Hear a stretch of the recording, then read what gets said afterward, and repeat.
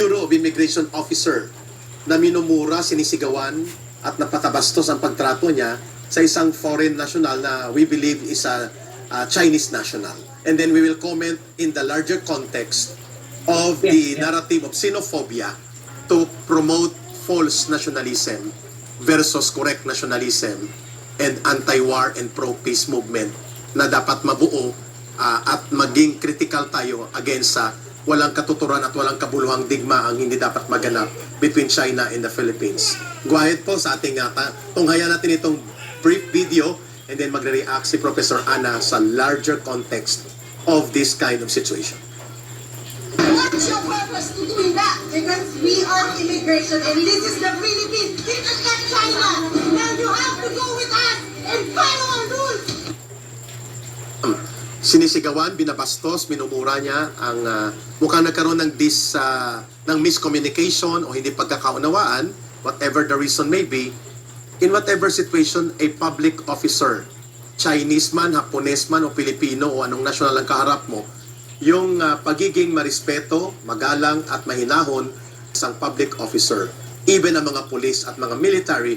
At ito po ay nakita natin na parang sinasabi niya, wala ka sa China, nasa Pilipinas ka, sumunod ka, at parang dinuduro-duro niya. At ito ay nasa konteksto ng kumakalat ngayon na naratibo nila Commodore J. Tariela, yung paggagatong ng false nationalism, hungkag at peke na nasyonalismo, at hindi totoo na pagmamahal sa bansa, kundi pagmamahal sa interes ng digmaan versus kapayapaan na siyang tamang daan. Professor Malindogoy, your reaction please. Unang-una, ang dinadalang interes ng mga tulad ni ni Tarela ng Powell na yan is not interest of the Philippines but interest of the Americans. Correct. Filipino has to wake up. Pangalawa, yung video na yan actually kumakalat din yan sa China. And the Chinese are very angry as well. Why? Kasi kahit nasabihin mong may kasalanan man yan, yung sila na, kasi yung video na yan, yung clip lang ang pinakita nyo ngayon, pero medyo mahabang video yan eh. At dinadocument ata yung operation sa pag-aaresto sa mga Chinese nationals ata na sinasabi nilang may problema or may ginawang hindi maganda sa Pilipinas. I don't have anything against it, to be very frank personally, looking at the situation. If may nagawang then we have our own laws in the Philippines and we arrest or we send them back wherever they have to be sent. That's fine because we have our laws and our rules and our laws should be talagang ipapatupad mo. Pero the way you treat them, that's a different matter. Kasi unang-una, human beings ang kaharap mo. Hindi naman yan mga robot or any mga hayop na itatreat mo ng hayop din. Take note, okay? Yun ang problema ng Pilipinas. Nakakalimutan natin na marami tayong OFWs. Yes. OFWs, overseas workers na Pilipino na nasa mainland China at nasa Macau at nasa Hong Kong. Especially in Hong Kong. And these are territory of the PRC, People's Republic of China.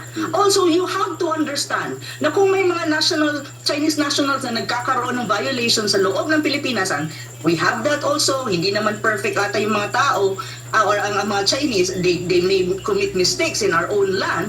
Pero one thing that you have to remember too, we have a lot of undocumented Filipinos in China. Correct.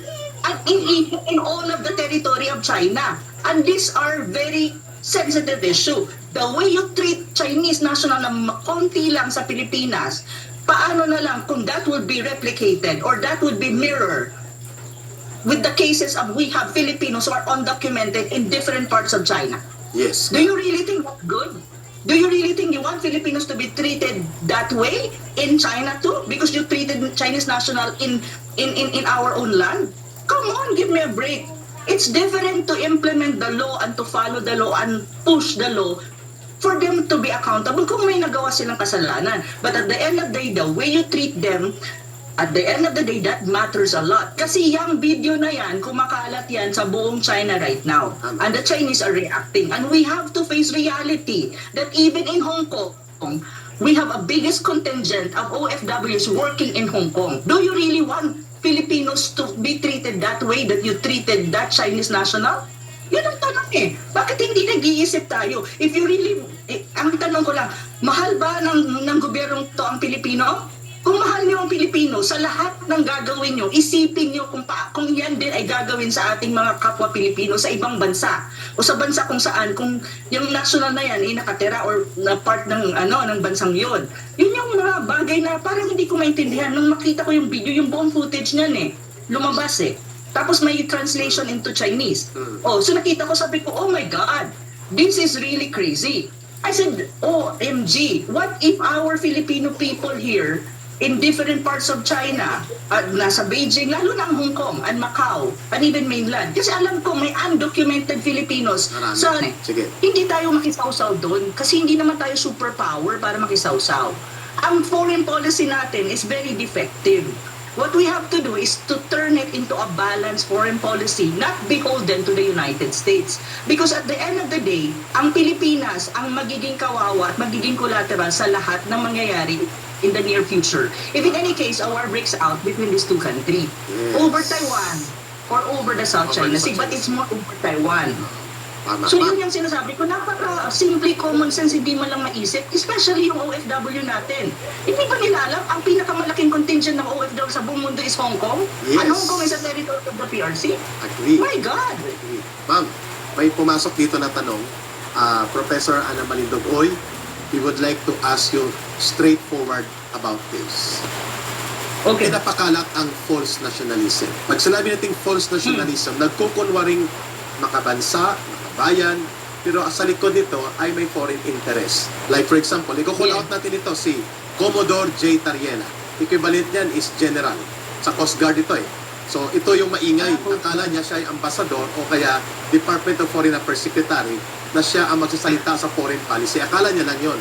Pero mali, dapat inilugar niya ang sarili niya. Nagpalabas siya ng Twitter noong Independence Day, I think, June 12. Hinahanap natin ngayon sa X platform.